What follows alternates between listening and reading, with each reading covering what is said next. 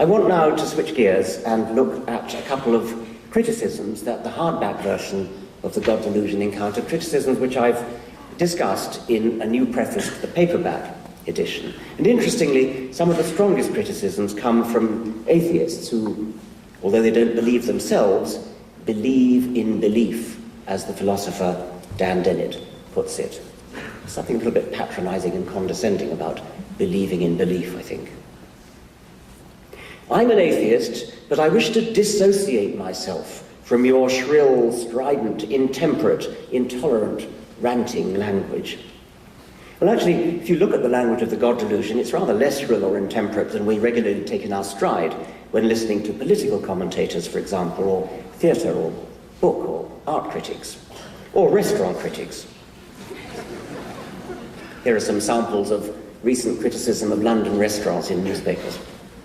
It is difficult, if not impossible, to imagine anyone conjuring up a restaurant, even in their sleep, where the food in its mediocrity comes so close to inedible. All things considered, quite the worst restaurant in London, maybe the world, serves horrendous food grudgingly in a room that is a museum to Italian waiters' taste, circa 1976. The worst meal I've ever eaten, not by a small margin, I mean the worst. The most unrelievedly awful. What looked like a sea mine in miniature was the most disgusting thing I put in my mouth since I ate earthworms at school. Now, insulting a restaurant might seem trivial compared to insulting God, but restaurateurs and chefs really exist, and they have feelings to be hurt. Whereas blasphemy, as the witty bumper sticker puts it, is a victimless crime.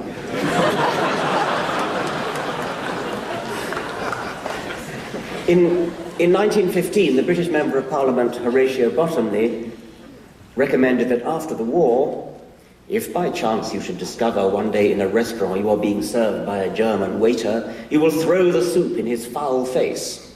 If you find yourself sitting at the side of a German clerk, you will spill the ink pot over his foul head. Now that's strident and intolerant, and I should have thought ridiculous and ineffective as rhetoric, even in its own time. The British literary critic Terry Eagleton described the late distinguished novelist Kingsley Amis as a racist, anti-Semitic bore, a drink-sodden, self-hating reviler of women, gays, and liberals. Again, I would call that polemical and ranting.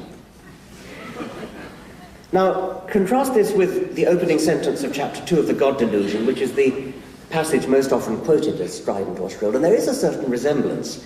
But it's not for me to say whether I succeeded, but my intention in this passage was closer to robust but humorous broadside rather than shrill polemic. I'll read it to you. The God of the Old Testament is arguably the most unpleasant character in all fiction.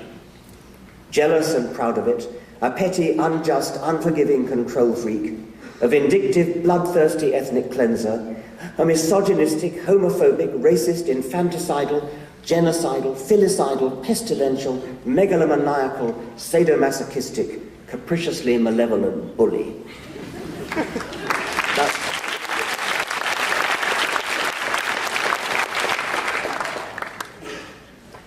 I intended that to be humorous, and I think it's something about the incongruous mismatch between a subject that could have been stridently or vulgarly expressed and the actual expression in a drawn-out list of Latinate or pseudo-scholarly words: filicidal, megalomaniacal, pestilential.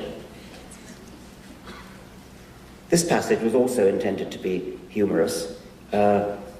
This is about the Virgin Mary, as you can see from these beautiful examples of tasteless Catholic kitsch.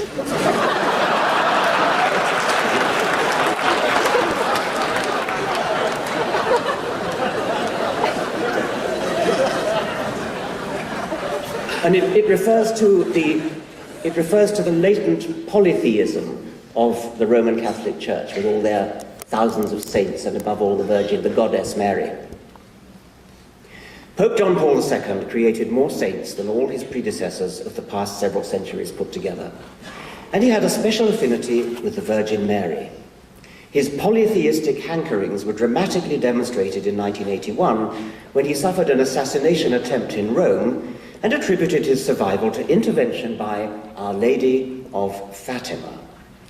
A maternal hand guided the bullet. One cannot help wondering why she didn't guide it to miss him altogether.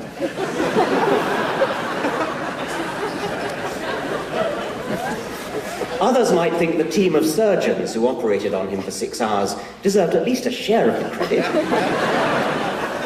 But perhaps their hands too were maternally guided. The relevant point is that it wasn't just Our Lady who, in the Pope's opinion, guided the bullet, but specifically Our Lady of Fatima.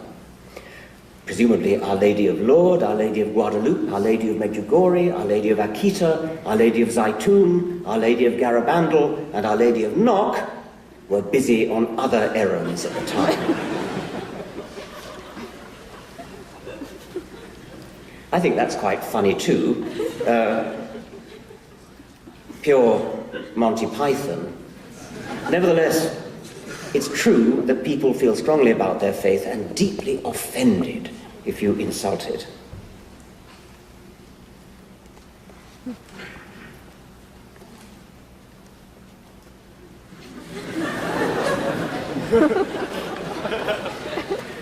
Why is it that people are so offended about insulting their religion? They don't get offended if you insult the music they like, or the art they like, or the books they like. What's so special about religion that it walls itself up and is respected by even the non-religious among us? Well, count me out. Douglas Adams, the wonderful writer of comic science fiction who tragically died recently, put it in a wonderful way in an impromptu speech that he made in Cambridge shortly before his death, which I was privileged to hear. Thank goodness somebody had the presence of mind to switch on a tape recorder, and you can listen to it. It's on the internet. I'm going to read a passage from it. He puts his finger exactly on the point. Religion has certain ideas at the heart of it, which we call sacred or holy or whatever. What it means is, here is an idea or a notion that you're not allowed to say anything bad about. You're just not. Why not? Because you're not. If somebody votes for a party that you don't agree with, you're free to argue about as much as you like. Everybody will have an argument, but nobody feels aggrieved by it.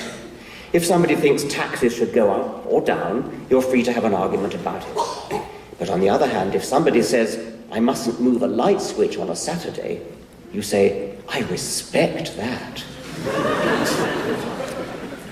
Why should it be that it's perfectly legitimate to support the Labour Party or the Conservative Party, Republicans or Democrats, this model of economics versus that, Macintosh instead of Windows, but to have an opinion about how the universe began, about who created the universe? No, that's holy. We are used to not challenging religious ideas. But it's very interesting how much of a furore Richard creates when he does it. Everybody gets absolutely frantic about it, because you're not allowed to say these things.